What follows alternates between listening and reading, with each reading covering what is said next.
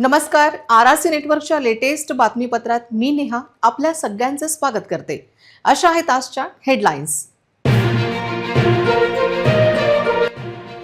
Headlines प्रायोजक RRC broadband, अकोल्यातील सर्वात स्वस्त आणि वेगवान कनेक्शन.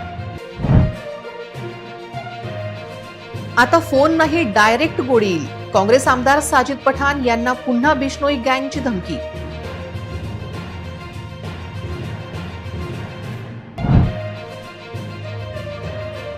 आरआरसी न्यूज व सिटी न्यूज सुपरफास्टचा दणका. अकोल्यातील ओपन स्पेस घोटाळा पोहोचला विधिमंडळात.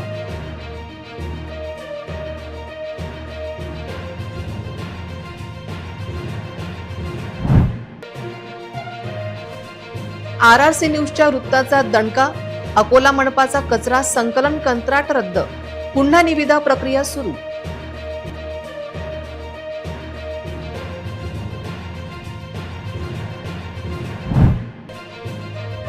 केंद्र विद्यालयाची ती जागा तर घरकुलासाठी वाटल्याचा दावा. गट क्रमांक 133 आणि 136 मध्ये 125 बौद्धांचे होणार होते घरकुल.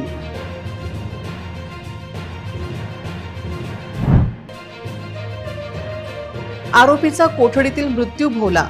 वाशिममध्ये 9 पोलिसांना दिल्या गेली जन्मठेपेची शिक्षा. आता सविस्तर बातम्या. पावसाळी अधिवेशन सुरू असतानाच अकोल्याचे काँग्रेस आमदार साजिद खान पठाण यांना पुन्हा एकदा बिश्नोई गँगकडून जीवे मारण्याची धमकी देण्यात आल्याचा गंभीर प्रकार समोर आला आहे. मंगळवारी रात्री 8:30च्या सुमारास आलेल्या धमकीच्या फोनमध्ये खंडणीची मागणी करण्यात आली असून पैसे न दिल्यास हत्या करण्याची धमकी देण्यात आली आहे. या धमकीनंतर राज्याच्या राजकीय वर्तुळात मोठी खळबळ उडाली आहे. धमकीचा फोन थेट काँग्रेसचे नगरसेवक आकाश कवडे यांना करण्यात आला. फोनवरील व्यक्तीने स्वतःला बिश्नोई गँगशी संबंधित असल्याचे सांगत साजिद पठाण यांनी आमचे ऐकले नाही तर 2 जुलै रोजी दुपारी 2 वाजता काय होते ते दाखवून देतो अशी धमकी दिल्याचे सांगितले जात आहे. साजिद पठाण यांना बिश्नोई गँगकडून धमकी येण्याची ही दुसरी घटना आहे. यापूर्वीही त्यांना अशाच प्रकारची धमकी मिळाली होती. 2 दिवसांपूर्वी विधानसभेत काँग्रेस विधिमंडळ नेते विजय वडेट्टीवार यांनी लक्षवेधीद्वारे हा गंभीर मुद्दा उपस्थित करत आमदारांना गुन्हेगारी टोळ्याकडून धमक्या मिळत असल्याबद्दल सरकारचे लक्ष वेधले होते. त्यानंतर काँग्रेसचे आमदार नाना पटोले यांनीही सभागृहात बिश्नोई गँग फोन करून आमदारांना धमक्या देत आहे असा गंभीर दावा केला होता. या पार्श्वभूमीवर मंत्री शंभूराज देसाई यांनी सरकार या प्रकरणाची सखोल चौकशी करेल आणि दोषींवर कठोर कारवाई केली जाईल असे आश्वासन दिले होते. अकोल्याच्या इतिहासातील सर्वात मोठा जमीन घोटाळा अर्थात ओपन स्पेस घोटाळा, ज्यावर सिटी न्यूज सुपरफास्टने 5 आणि 9 जूनला थेट बोट ठेवलं होतं आणि आरआरसी न्यूजने हे प्रकाश झोतात आणले होते. ओपन स्पेस घोटाळ्याचा मुद्दा विधिमंडळात चांगलाच गाजला, पण महापालिका प्रशासन मात्र ढिम्म आहे. कोणी लाटल्या अकोलेकरांच्या हक्काच्या ओपन स्पेस असा प्रश्न अनुत्तरित आहे. 50 ओपन स्पेस गायब असल्याची माहिती सिटी न्यूज सुपरफास्ट आणि आरआरसी न्यूजने 5 जून रोजीच दिली होती. 9 जूनला हा ओपन स्पेस घोटाळा दाबण्यासाठी कशा हालचाली महापालिकेत सुरू आहे याचेही वृत्त दिले होते. आमदार विजय वडेट्टीवारांनी थेट विधानसभेत अकोल्याच्या भूमाफियांचा पाढाच वाचला. 50हून अधिक गायब झालेले ओपन स्पेस आणि 130 गायब नकाशे महापालिकेला याचा जाब द्यावाच लागणार आहे. घोटाळा दाबण्यासाठी ज्या निवृत्त अधिकाऱ्यांना पुन्हा सेवेत घेण्याचा प्लॅन मनपाने आखला होता तो प्लॅन कायम राहतो काय असा प्रश्न उपस्थित होत आहे. अकोलेकरांच्या हक्काच्या या गायब झालेल्या 50 ओपन स्पेस आणि 130 गहाळ नकाशे कोण शोधणार असा प्रश्न उपस्थित होत आहे. या सर्व घडामोडीत अकोलेकरांच्या जमिनी लाटणाऱ्या भूमाफियांचे धाबे दणाणले आहेत. शहरातील कचरा गोळा करण्याच्या कंत्राटदार नियुक्ती प्रक्रियेत होत असलेल्या कथित गैरप्रकाराबाबत सिटी न्यूज सुपरफास्ट आणि आरआरसी न्यूजने 9 जून आणि 21 जून रोजी सातत्याने सडेतोड वृत्त प्रसिद्ध केले होते. या वृत्ताची प्रशासनाला अखेर दखल घ्यावी लागली असून अकोला महापालिकेने आधीची वादग्रस्त निविदा प्रक्रिया रद्द केली आहे. कचऱ्याच्या ठेक्यासाठी केवळ 2च कंत्राटदार पुढे आल्याने मनपाने ही प्रक्रिया रद्द केली आहे. निविदेतील अटीनुसार 200 ते 250 मेट्रिक टन कचरा उपलब्ध झाला नाही तर संबंधित कंपनीला मोठे आर्थिक नुकसान सहन करावे लागणार होते. प्रत्यक्षात शहरातून दररोज अवघा 150 ते 160 टन कचरा निघत असल्याने मोठ्या कंपन्यांनी या प्रक्रियेतून माघार घेतली होती. मनपा विरोधी पक्षनेते डॉक्टर जिशान हुसेन यांनी आरोप केला होता की नागपूरच्या एका ठराविक कंत्राटदाराला फायदा पोहोचवण्यासाठी सत्ताधारी आणि प्रशासनाने संगमताने या अटी तयार केल्या होत्या। स्थायी समितीचे सभापती विजय अग्रवाल यांनी स्पष्ट केले की निविदा प्रक्रियेत केवळ 2च निविदा आल्यामुळे आता संपूर्ण प्रक्रिया रद्द करून ती सर्वांसाठी खुली आणि पारदर्शक पद्धतीने पुन्हा राबवली जात आहे, जेणेकरून शहराचा कचरा योग्य प्रकारे उचलला जाईल। अकोल्यात केंद्रीय विद्यालयासाठी देण्यात आलेल्या गुडदी येथील गट क्रमांक 133च्या जागेचा वाद समोर आला आहे। स्थानिक गुडदी येथील रहिवाशांनी ही जागा घरकुलासाठी दिल्याचे कागदपत्रे समोर केल्याने गुडदी येथे केंद्रीय विद्यालय होईल की नाही याविषयी शंकांना बळ मिळाले आहे। स्थानिकांचे कागदपत्रे आणि दावे पाहता केंद्रीय विद्यालयाच्या मार्गावरील अडथळे संपता संपेना। आरआरसीचा हा एक्सक्लुझिव्ह रिपोर्ट। राज्य सरकारने मौजे गुडदी येथील गट क्रमांक 133 अ ब क मधील 2.2 हेक्टर जागा महसूलमुक्त आणि विनामूल्य कब्जे हक्काने प्रदान करण्यात मंजुरी दिली आहे। जिल्हाधिकाऱ्यांनी या जागेचा आगाऊ ताबा देण्याचे आदेश निर्गमित केल्यामुळे केंद्रीय विद्यालय स्थापन होण्याची शक्यता वाढली। पण असे असताना या जागेवर तर स्थानिकांना घरकुलासाठी 1993-1994 मध्ये तहसीलदारांनी आदेशित केले होते। पण गट क्रमांक 133 मधील कोणती जागा कोणाची याचे मार्किंग स्थानिकांनी प्रशासनाला मागितले होते, पण ते मार्किंग प्रशासनाने भूमी अभिलेख विभागाने करून दिले नाही असा आरोप गुडदीवासियांनी केला आहे। गट क्रमांक 133 आणि 136 मध्ये 127 लोकांनी त्यांच्या भूखंडासाठीचे पैसे शासनाकडे भरले आहे। असे असताना 133 अ ब आणि क मधील 2 हेक्टर जागा ही केंद्रीय विद्यालयासाठी दिल्याची गोष्ट स्थानिकांच्या जिव्हारी लागली आहे। इनकी यहाँ पर इनको घरकुल के लिए प्लॉट भी दिया गया था, ऐसा इनका कहना है। काय होतं दादा हे सगळं सांगा बरं। हे 94 मध्ये हे प्लॉट आम्हाला म्हणजे भेटणार होते, तर म्हणजे सरकारचं म्हणणं झालं की बा मग तुम्ही त्यावेळेस तुम्ही का नाही बांधले बा, हां त्यावेळेस तुम्ही बांधायला पाहिजे होतं। तर त्यावेळेस लोक काही आले नाही, लोक मग बा इथं पाण्याची सोय नाही, काही नाही कसं काय म्हणून त्यावेळेस काही लोक आले नाही। आता त्या गोष्टीला आता जवळपास 25-30 वर्ष झाले वाटते ना, 94 पासून। अच्छा, तर आता काय, आता परिस्थिती काय सध्या? आता परिस्थिती काय, त्या लोक भांडून राहिले की बा द्या ते, पण ते इकडे जा तिकडे जा, या तहसीलदाराला भेटा त्या तहसीलदाराला भेटा असं सुरू आहे। तर आता जागा मिळत नाही। इथं माहीत पडलेलं आहे की केंद्रीय विद्यालय तयार होणार याची माहिती आहे का तुम्हाला? असं सांगून राहिले बा ते, आता हे ते कोणतं विद्यालय बनणार आहे म्हणून असं सांगून राहिले। आता काय वाटतं तुम्हाला, तुमची हक्काची जागा मिळाली पाहिजे की विद्यालय झालं पाहिजे, काय वाटतं तुम्हाला? नाही आम्ही तर म्हणतो आमचे प्लॉट आम्हाला भेटायलाच पाहिजे। त्यावेळेस दिले मग तुम्ही, आता त्यावेळेस दिले तर मग आता पण सरकारचं असं म्हणणं होतं समजा की बा ज्यावेळेस तुम्हाला 94 मध्ये दिले त्यावेळेस का नाही घेतले तुम्ही? अच्छा, मग आता समजा त्यांनी जर विद्यालय बांधलं तर तुम्हाला आता जी जागा भेटली त्यासाठी तुम्ही काय करणार? आता ते भांडणं तर सुरूच आहे, आमचं भांडणं सुरूच आहे। असं नाही 133 लोकांना घरकुल हे जागा भेटणार होती, 133 मागं त्याने लिस्टही लावली होती। अच्छा, पैसे द्यायला पावत्या सारा आहे, 8,000 रुपये भरेल आहे आम्ही। आणि हे बाकी या बौद्ध समाजाले समजा 50 रुपयात 150 रुपयात आहे प्लॉट द्यायला, आम्हाला 800 रुपयात प्लॉट द्यायला आहे। असे आम्ही 8,000 रुपये भरेल आहेत। तर तुम्हाला जागा ताबाच नव्हता दिला, ते म्हणत गेले काहून ना तुम्ही। आता जागा लेआउट नाही करेल, कुठे माप नाही करेल, कुठे काहीच नाही करेल, आणि कुठे बांधतान कोणाच्या याच्यात जाता अधिक भांडणाचे कामं। म्हणजे त्यांनी असं प्रॉपरली वाटप करून नव्हतं दिलं? नाही वाटप करून नाही दिलं, फक्त तुमचे प्लॉट आहेत बस इतकं हे केलं, पावत्या दिल्या, नाही तर काही असं काहीच दिलं नाही त्यांना। नाही केंद्रीय विद्यालय झाले तर ती अतिक्रम करू लोकांचे तर हे झाले चालती, पण लोकांना जागा नाही राहिले, काही नाही, प्लॉट नाहीत। बरं पैसे भरेल आहेत साऱ्या लोकांना, असं नाही की बा बिगर पैसे भरेल तसंच कोणी भानगड करून राहिलं असंही काही नाही, सरकारी पावत्या आहेत। आणि 1994 गोष्ट आहे, म्हणजे त्यावेळेस तुम्ही चांगले तरुण वयात असाल त्यावेळेस? तरुण वयात आलो। नुसतं आश्वासन मिळत आहे या लोकांची हक्काची जागा ज्याचे यांनी पैसे सुद्धा भरलेले आहेत, पण यांना असा आरोप करण्यात येतो केंद्र म्हणजे सरकाराकडून किंवा तुम्ही आतापर्यंत जागा का बरं घेतली नाही, पण जिथं लेआउटच पडलेला नाही, यांना नेमकी यांची जागा कुठे आहे, किती आहे हेच माहीत नाही, तर हे तिथं जाऊन आपलं घरकुल बांधतील कसं, हा एक मोठा प्रश्न आहे. आणि आज जी सूत्रांकडनं माहिती मिळालेली आहे की तिथं केंद्रीय विद्यालय होणार आहे, म्हणजे यांच्या जागेवर केंद्रीय विद्यालय होणार आहे आणि यांची जागा कुठं जाणार आहे. आज हे मोठा लढा लढत आहेत, सगळे डॉक्युमेंट्स त्यांच्याकडे आहेत, उप अधीक्षक भूमी अभिलेखकडून सुद्धा पत्र दिलेले आहेत, सगळं केलेलं आहे, पण अजूनही यांना यांची हक्काची जागा मिळत नाही आहे.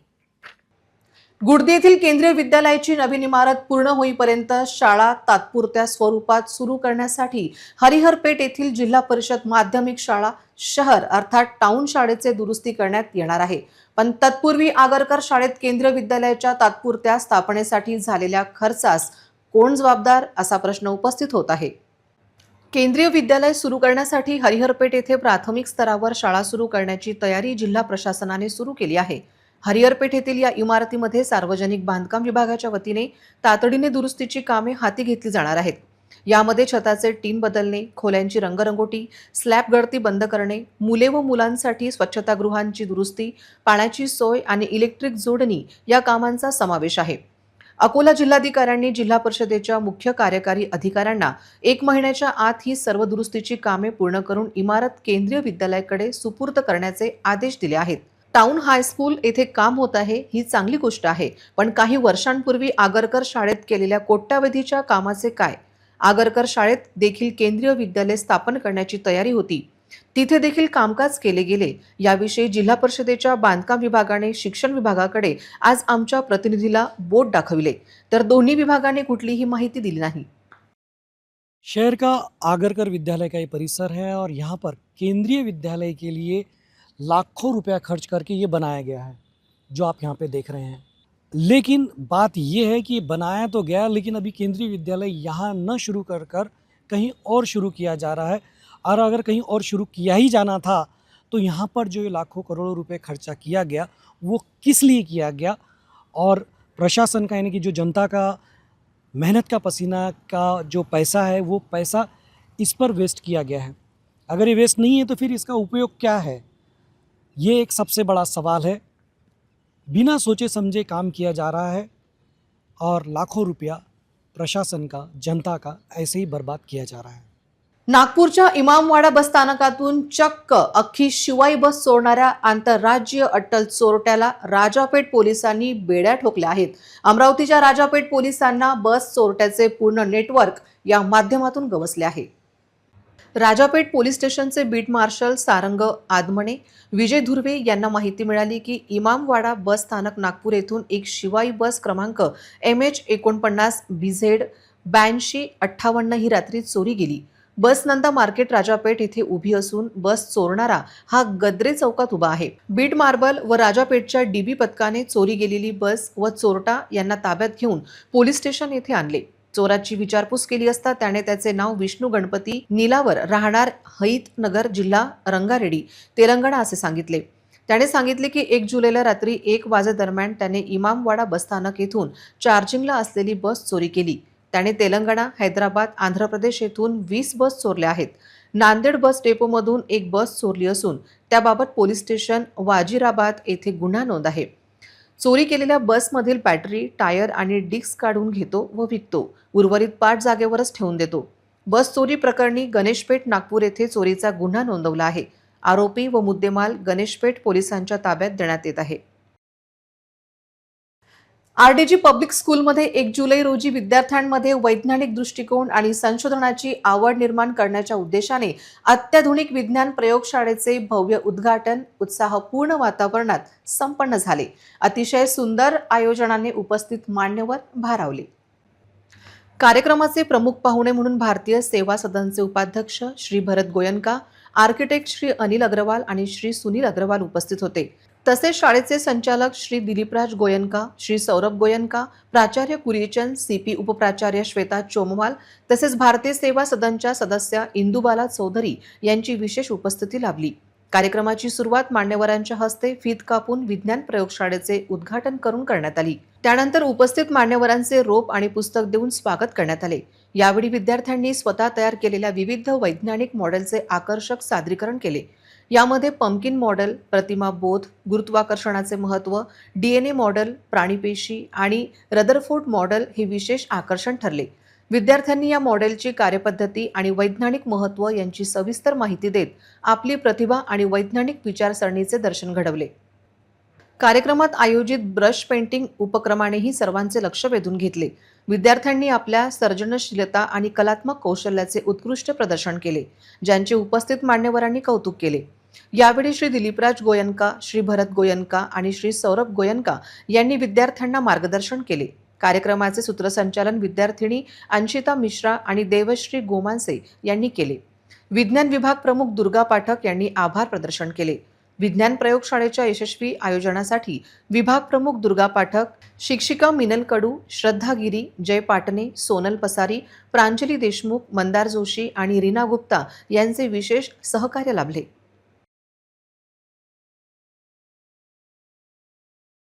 आरडीजी पब्लिक स्कूल में आज साइंस लैब का इनॉग्रेशन हुआ है. हमारे साथ सर आपसे पूछना था कि इस बढ़िया लैब को लेकर मतलब क्या विजन था एंड क्या लगता है आपको इस लैब को लेकर? आरडीजी पब्लिक स्कूल जो है स्टूडेंट सेंट्रिक है. स्टूडेंट्स को आगे बढ़ने में लाइफ के लिए जो आप चीज़ों की आवश्यकता है, आरडीजी पब्लिक स्कूल हर वो चीज़ प्रोवाइड कर रही है. अभी एक के पीछे एक नई लाइब्रेरी बनी है, नया कंप्यूटर लैब बना है और नया साइंस लैब बना है अभी. और इसमें बच्चों के लिए इतनी फैसिलिटीज़ है कि बच्चे हर चीज़, हर कंसेप्ट को अच्छी तरह समझ सकते हैं, सीख सकते हैं और उसका उपयोग कर सकते हैं. बेसिक थिंग इज़ दैट कि भाई जो भी चीज़ हम समझ रहे हैं, सीख रहे हैं, उसको लाइफ में किस तरह से इस्तेमाल करना चाहिए, वो जो जानकारी अगर अपने के पास है तो उसका इस्तेमाल करके लाइफ में आगे बढ़ने के लिए काफ़ी मददगार साबित होगा. तो वी हैव नॉट स्पेड एनी एक्सपेंस. बेस्ट से बेस्ट फैसिलिटीज़ यहाँ पे हमने प्रोवाइड की हैं और हमको पूरा विश्वास है कि आरडीजी पब्लिक स्कूल के स्टूडेंट्स अच्छा सीखेंगे और लाइफ में बहुत अच्छा करेंगे. हमारे साथ भरत जी गोयनका सर है. सर उनसे पूछते हैं कि ये इनोवेटिव लैब देख के आपको क्या लगता है? काश ये हमारे बचपन में होता, पर आज ऐसा लग रहा है कि जो बच्चों को मिल रही है चीज़ें और इस तरह के उपक्रम मिल रहा है, सही में बहुत अच्छी तकदीर है उन लोगों की कि अकोला जैसे शहर में इस तरह की उपलब्धि है. हालांकि बड़े शहरों में तो ये देखने मिल जाता है क्योंकि बहुत पैसे लगते हैं इन चीज़ों में. पैसे के अलावा दूरदर्शी लगती है, बहुत महसूस बड़ी दिक्कत है छोटे शहरों में. बट अकोला जैसे शहरों में आरडीजी पब्लिक स्कूल जो दिलीप राज जी गोयनका जिसके अध्यक्ष हैं, सौरभ पूरा काम देखता है, इन्होंने सही में बहुत ज़्यादा मेहनत करके इसको इस लायक बनाया कि अकोला के जो बच्चे हैं उनको इस चीज़ की उपलब्धि मिलेगी आगे जाके. और मैं समझता हूँ इस कारण से उनकी जो दृष्टि है बहुत ज़्यादा दूर जाएगी और वो आगे की सोच सकते हैं. सो अब बारी है उनसे मिलने की जिन्होंने ये लैब को एस्टेब्लिश किया है. इनका विजन था ये लैब. तो सर कैसा लगता है आपको कि जब अपना विजन जो है वो 100% अचीवमेंट मोड पर होता है? बहुत अच्छा लगता है. जब ये एक खाली कमरा था तो मैं अपने सपने में, मैं अपने दिमाग में सोच पाता था कि इधर ये लगाऊंगा, इधर ये सोलर सिस्टम रहेगा, इधर मेरा पीरियोडिक टेबल रहेगा और वो कैसा दिखेगा. एक इमेजिनेशन था. But when that imagination becomes a reality, वो एक अलग ही फीलिंग होती है. जो सेंस ऑफ फुलफिलमेंट का फीलिंग आता है वो जस्ट बियॉन्ड वर्ड्स है. यस. चलो सर, कॉन्ग्रॅच्युलेशन्स एंड बहुत अच्छी लॅब है. Thank you. महानगरपालिका निवडणुकीत राखीव जागांवरून बाजी मारणाऱ्या 21 नगरसेवकांचे पद आता धोक्यात आले आहे. निवडणूक जिंकून मिळवलेली खुर्ची टिकवण्यासाठी आता केवळ 15 जुलैपर्यंतचीच अंतिम मुदत शिल्लक राहिली असून तोपर्यंत जात वैधता प्रमाणपत्र सादर न केल्यास या नगरसेवकांवर थेट अपात्रतेची कुऱ्हाड कोसळण्याची शक्यता निर्माण झाली आहे. राखीव प्रवर्गातून निवडून आलेल्या लोकप्रतिनिधींना निकाल लागल्यापासून 6 महिन्याच्या आत आपले जात वैधता प्रमाणपत्र निवडणूक विभागाकडे सादर करावे लागते. अकोला मनपा निवडणुकीतील विजयी उमेदवारांसाठी ही 6 महिन्यांची कायदेशीर मुदत 15 जुलै रोजी संपत आहे. मात्र निवडणूक विभागाच्या वारंवार सूचनांनंतरही बहुतांश नगरसेवकांनी याकडे गांभीर्याने पाहिलेले नाही. दरम्यान RRC न्यूजच्या बातमीनंतर अनेक नगरसेवकांची झोप उडाली आहे. काही नगरसेवकांच्या विरोधकांनी नगरसेवकांच्या पात्रतेची माहिती अधिकारात विचारली असता ती उपलब्ध होत नसल्याची माहिती आहे. त्यामुळे या नगरसेवकांचे अपात्र होण्याची शक्यता वाढली आहे. सत्ता पक्षाबरोबर विरोधी पक्षात देखील अपात्र होणाऱ्या नगरसेवकांबद्दल खमंग चर्चा महापालिका वर्तुळात आहे. पुढील काही दिवस या 21 नगरसेवकांसाठी अत्यंत महत्त्वाचे आणि धाकधुकीचे असणार आहेत. महिलेच्या पर्समधून सोन्याचे दागिने चोरी करण्यात अमरावती पोलिसांनी पारधीबेडा येथील आरोपीला अटक केली. त्याच्या ताब्यातून सुमारे 4.25 लाखाचा मुद्देमाल जप्त केला. चिखलदरा येथील वैशाली सुरेश जौंजाड ही आपल्या मुलीसोबत 3 जून रोजी सायंकाळी बापट चौकात सामान खरेदी करण्याकरता आली. तेथून नमुना गल्लीकडे जाणाऱ्या रोडवर सपना फुटवेअर जवळ फुटपाथवरील चपलाच्या दुकानातून चप्पल पसंत केली. पैसे देण्याकरता पर्स उघडली असता पर्समध्ये ठेवलेले 23 ग्रॅम सोन्याचे दागिने दिसले नाही. अज्ञात चोराने चोरून नेले असल्याने फिर्यादीने पोलीस स्टेशनला तक्रार दिली. वलगाव येथील फिर्यादी अस्मामी शेख अकील हिने रिपोर्ट दिला की 29 जून रोजी दुपारी आधार कार्ड अपडेट करण्याकरता अमरावती जुनी तहसील येथे आली.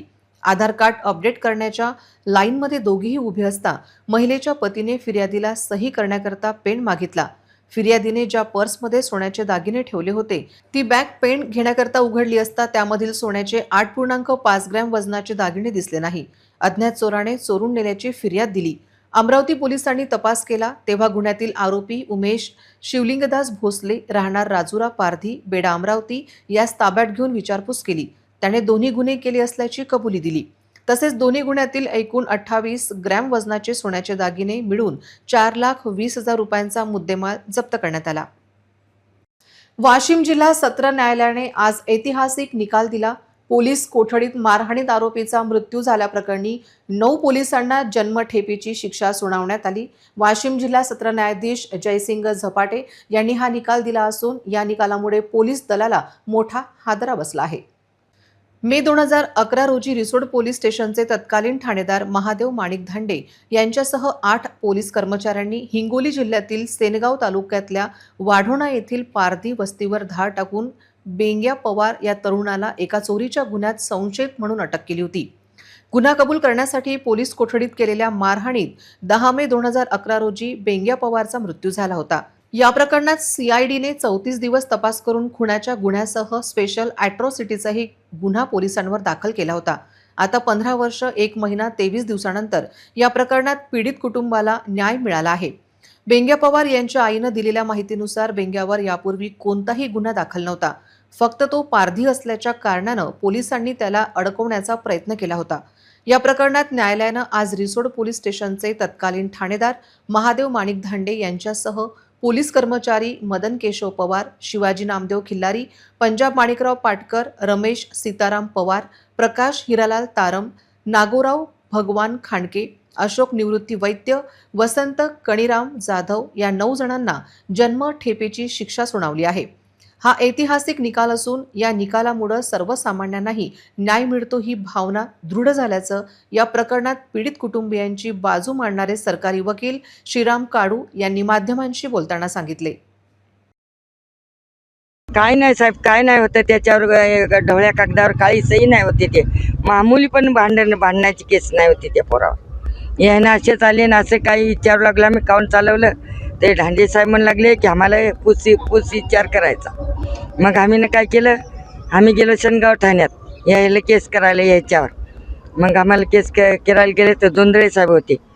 ते जोंधळे साहेबाला मग त्याचे आपले रिसोडाचे पोलीसवाले आले ते दोन आले तर ते म्हणू लागले जोंधळे साहेबाला की बापा त्या रिसोडाच्या पोलीसवाल्यानं बेग्या पवारलं यानं जीवानं मारून टाकलं म्हणून. घटना झाली रातच्या 3:30ला आले. महापोरग 7 वाजता शेतात गेलं ट्रॅक्टरवर. तिथून 12 वाजता घरी परत आलं. परत आल्याच्या बाद नवरा बायको घरात झोपले आणि अंगणात झोपलो होतो. मग जेव्हा आरडाओरडा झाला आमची सून ओरडू लागली तेव्हा आम्ही उठलो. तो बी आम्ही म्हणलं आमच्या लक्ष्मीनं तुम्ही काव मारायला आले. नाही आम्हाला तपास घ्यायचा. मग तपास कशाचा म्हणजे तुम्हाला काय घेणं आहे. 3:30ला नेलं. 6 वाजता त्याचा जीव घेतला आणि आम्ही उठलो शेनगाव पोलीस स्टेशनला चालले गेलो. मग आम्हाला माहिती पडत 5 वाजता तिथं शेनगावच्या पिओसानं सांगितलं का बाबा बेग्या पवार कोण आहे. म्हणलं माझा मुलगा आहे. तो पोलीसवाल्याच्या माराच्यानं मरण पावला, जीवाच मारला त्याला. मग आम्ही तिथं आलो रिसोर्टला, त्यालाही आणलं वासमाकड. किती वर्ष झाले घटनेला? 2011 मध्ये. न्याय मिळाला तुम्हाला, कसं वाटतं? नाही आता मिळाला साहेब आपल्याला. याच्यामध्ये असं घटना घडली होती की 9/5/2011ला पारधी समाज जो वाढवण्या गावामध्ये राहत होता, सेनगाव तालुका, या ठिकाणी रिसोड पोलीस स्टेशनचे पोलीस जे होते ते गेले आणि रात्री 3:30 वाजता म्हणजे 10:05-11च्या पहाटे घरातून बेग्या नैनू पवार आणि शेतामधून राजू शेषराव पवार या दोघांना त्यांनी उचलून पोलीस स्टेशनला नेलं आणि त्या ठिकाणी अमानुष मारहाण केली. त्या मारहाणीमध्ये बेग्या नैनू पवार जो होता त्याला एकूण 43 जखमा झाल्या आणि त्यामध्ये तो मरण पावला. आणि या घटनेचा जो तपास आहे सुरुवातीला 174 कलम अंतर्गत अकस्मात घटना म्हणून केला गेला आणि नंतर हा तपास CIDकडे वर्ग करण्यात आला. CIDने त्याचा तपास पूर्ण करून 2011मध्ये चार्जशीट फाईल केली आणि त्याच्यानंतर संपूर्ण तपासाच्या प्रमाणे एकूण 47 साक्षीदार या प्रकरणात तपासण्यात आले. 47 साक्षीदारांचा तपास झाल्यानंतर युक्तिवाद दोन्ही पक्षांचा ऐकल्यानंतर माननीय JP सपाटे अतिरिक्त सत्र न्यायालय वाशिम यांनी या प्रकरणात 9 जे आरोपी होते त्या 9 आरोपींना जन्मठेपेची शिक्षा सुनावली आहे. आणि समाजामध्ये या शिक्षेमुळे एक चांगला संदेश गेलेला आहे की समाजातील जे अंतिम घटक आहेत त्यांना देखील न्याय मिळू शकतो आणि अशा प्रकारचं उत्तम उदाहरण वाशिम जिल्ह्यातील या अतिरिक्त सत्र न्यायालयाने आपल्यासमोर ठेवलेलं आहे.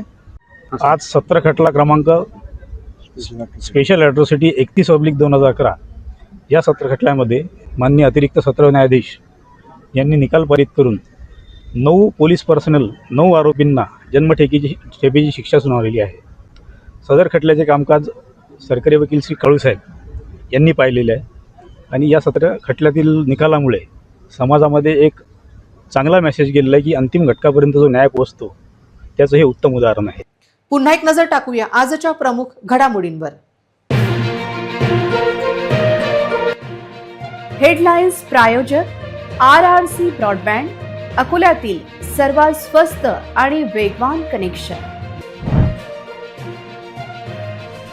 आता फोन नाही डायरेक्ट गोळी येईल. काँग्रेस आमदार साजिद पठाण यांना पुन्हा बिश्नोई गँगची धमकी.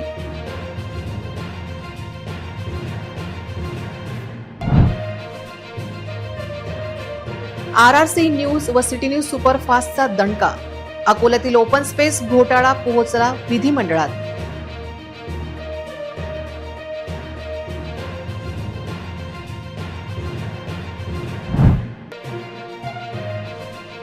RRC न्यूजच्या वृत्ताचा दणका. अकोला मनपाचा कचरा संकलन कंत्राट रद्द, पुन्हा निविदा प्रक्रिया सुरू.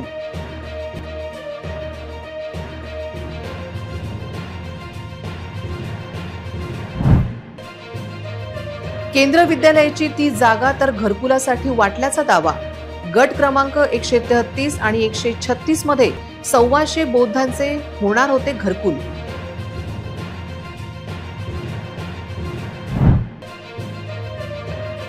आरोपीचा कोठडीतील मृत्यू भोवला. वाशिममध्ये 9 पोलिसांना दिल्या गेली जन्मठेपेची शिक्षा. बातम्यांसाठी तुम्ही पाहत रहा RRC news. 2,48,000 दर्शकांनी RRC YouTube channel हे सबस्क्राईब केले आहे, तेव्हा तुम्ही कसली वाट पाहत आहात?